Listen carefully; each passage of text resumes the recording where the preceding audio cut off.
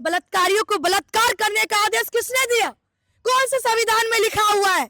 आखिर यह कैसी न्याय व्यवस्था है जहां जिस देश में रेपिस्टर को सरेआम छोड़ दिया जाता है और आंदोलन करने वालों को बेवजह जेल में उसको बैठा दिया जाता है, उसके साथ पुलिस की फौज गुंडा की तरह ले जाता है कहीं से कहीं ताकि कोई उसकी आवाज न सुन ले। अरे क्यों? आखिर बेटी के बलात्कारियों को शर्तों पे बेल क्यों?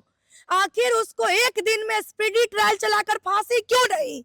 हम किस देश में जी रहे हैं जहां बेटी के बलात्कारी सरेआम घूम रहे हैं और सत्ता से सवाल पूछने वाले जेल जा रहे हैं? ये भाजपा के लोग कहते हैं कि बेटी बचाओ और बेटी पढ़ाओ।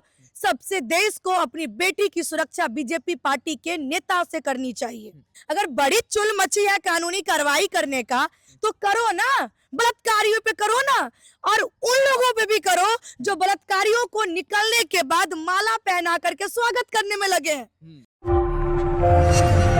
उन्नाव गैंगरेप में उम्र कैद की सजा काट रहे कुलदीप सिंह सेंगर को दिल्ली हाई कोर्ट ने कुछ शर्तों के साथ जमानत दे दी है।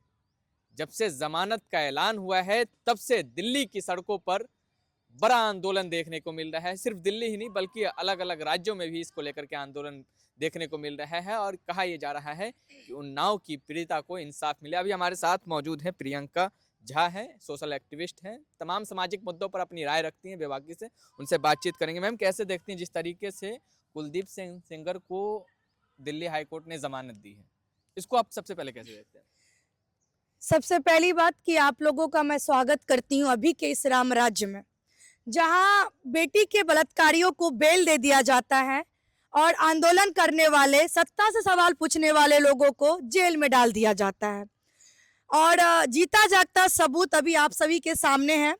सोनम वांगचुक जो एक साइंटिस्ट हैं और आईपीएस पूर्व अमिताभ ठाकुर, उन लोगों को जेल में डाल दिया जाता है और कुलदीप सेंगर जैसे लोग, बलात्कारी जैसे लोगों को बेल दे दिया जाता है। यह दुर्भाग्य है। आज से ठीक 10 साल पहले हमारे देश के प्रधानमंत्री जी बेटी बचाओ बेटी पढ़ाओ जैसे नारा दिए थे। दरअसल यह नारा ही गलत है। उन्हें कहना चाहिए था कि बेटी पढ़ाओ और बीजेपी से अपनी बेटी को बचाओ। ये मैं इसलिए कह रही हूं क्योंकि आप जितने भी लोग अभी देख रहे हैं अभी नीचे पोस्टर में, यह सभी लोग रेपिस्ट हैं और ये सभी लोग भाजपा से हैं, जिसे हम लोग वॉशिंग मशीन पार्टी कहते हैं। और यह वही वॉशिंग मशीन पार्टी के ये रेपिस्ट लोग हैं जिन्होंने बेटी का बलात्कार किया और कुछ को तो सजा मिली भी और कुछ को सजा नहीं भी मिली, और जिन्हें सजा मिली वो फिर बाहर आकर के ऐसो आराम की जिंदगी जी रहे हैं। मैं ये सवाल पूछना चाहती हूँ इस देश के सरकार से कि आखिर क्या गुनाह थी उस बेटी की जिसे अपने हवस का शिकार बनाया ये भाजपा वॉशिंग मशीन पार्टी के कुलदीप सेंगर जैसे बलात्कारी ने। और न्यायालय जो जनता की एक आखिरी उम्मीद होती है, एक आखिरी किरण होती है, कहते हैं कि अगर सभी दरवाजे बंद हो जाएंगे तो हम लोग न्यायालय की दरवाजे को खटखटाएंगे और वो दरवाजा हमें न्याय दिलाएगी। और जब वो दरवाजा ऐसे बलात्कारियों के लिए खुल जाए और हमारे जैसे बहन बेटियों के लिए दरवाजा हमेशा के लिए बंद हो जाए, कुछ चंद पैसों में न्यायालय अपनी कुर्सी को बेच दे, तो फिर कहीं ना कहीं एक बहुत बड़ा सवाल इस देश के संविधान जैसे, बाबा साहेब भीमराव अंबेडकर जैसे लोगों पे भी उठ रही है कि आखिर हमारा संविधान कहाँ है। लेकिन एक सवाल ये भी पूछे जा रहे हैं कि जिस दिल्ली की सड़कों पर निर्भया को लेकर के प्रोटेस्ट प्रदर्शन हो रहे थे, जिस दिल्ली की सड़कों पर लगातार आवाज उठ रही थी, अब उन्नाव की पीड़िता के लिए वो आवाज नहीं उठ रही है। दिल्ली सुनी है? नहीं, जो लोग भी आवाज उठा रहे हैं वहाँ के प्रशासन कहते हैं कि अब ये प्रोटेस्ट को बंद कर दिया जाए, आप लोगों पे कानूनी कार्रवाई होगी। कैसी कानूनी कार्रवाई? अगर बड़ी चुल मची है कानूनी कार्रवाई करने का तो करो ना, बलात्कारियों पे करो ना, और उन लोगों पे भी करो जो बलात्कारियों को निकलने के बाद माला पहना करके स्वागत करने में लगे हैं। वैसे बिल्कुल वैसे लोगों को आप कानूनी कार्रवाई करो ना। और आप कहते हैं कि आपके पास आदेश नहीं है ये प्रोटेस्ट करने का। बलात्कारियों को बलात्कार करने का आदेश किसने दिया? कौन से संविधान में लिखा हुआ है? आखिर यह कैसी न्याय व्यवस्था है जहां जिस देश में रेपिस्टर को सरेआम छोड़ दिया जाता है और आंदोलन करने वालों को बेवजह जेल में उसको बैठा दिया जाता है, उसके साथ पुलिस की फौजी गुंडा की तरह ले जाता है कहीं से कहीं ताकि कोई उसकी आवाज न सुन ले, मीडिया वाले उससे सवाल न पूछ ले, उसके साथ क्या तकलीफ क्या पीड़ा हो रही है वह सवाल मीडिया में ना आ जाए, इसके लिए पूरे फौज में ऐसे देश के आंदोलनकारी को लेके जाते हैं ये लोग न्यायालय तक। लेकिन अब कुछ लोग ये भी सवाल पूछ रहे हैं सोशल मीडिया पे कि कुछ शर्तों के साथ दिया गया है जिसमें 15 लाख का बॉन्ड है। शर्त कैसी? बेटी की आबरू लूटी गई है, उसने अपने परिवार को खोई है। 2017 में यूपी के उन्नाव जिला में जिस बेटी के साथ बलात्कार हुआ था वो BJP Bhajpa washing machine party की विधायक के द्वारा, उसको आप कुछ शर्तों पे बेल कैसे दे सकते हैं? अरे क्यों? आखिर बेटी के बलात्कारियों को शर्तों पे बेल क्यों? आखिर उसको एक दिन में स्पीडी ट्रायल चलाकर फांसी क्यों नहीं? हम किस देश में जी रहे हैं जहां बेटी के बलात्कारी सरेआम घूम रहे हैं और सत्ता से सवाल पूछने वाले जेल जा रहे हैं? इसी यूपी का मामला है बहराइच हिंसा में 1 साल के अंदर फैसला आ गया। बिल्कुल, यस यस, बहुत बड़ा तमाचा है। बेटी बचाओ बेटी पढ़ाओ जैसे नारा देने वाले सरकार से यह बहुत बड़ा सवाल है कि आखिर बेटी बचेगी कैसे जब आपके ही पार्टी में बलात्कारी लोग भरे हो? कहाँ है आसाराम बापू, राम रहीम, कुलदीप सेंगर जैसे लोग कब बाहर आते हैं और कब अंदर जाते हैं या किसी को भी पता नहीं है। ये भाजपा के लोग कहते हैं कि बेटी बचाओ और बेटी पढ़ाओ। सबसे देश को अपनी बेटी की सुरक्षा बीजेपी पार्टी के नेता से करनी चाहिए।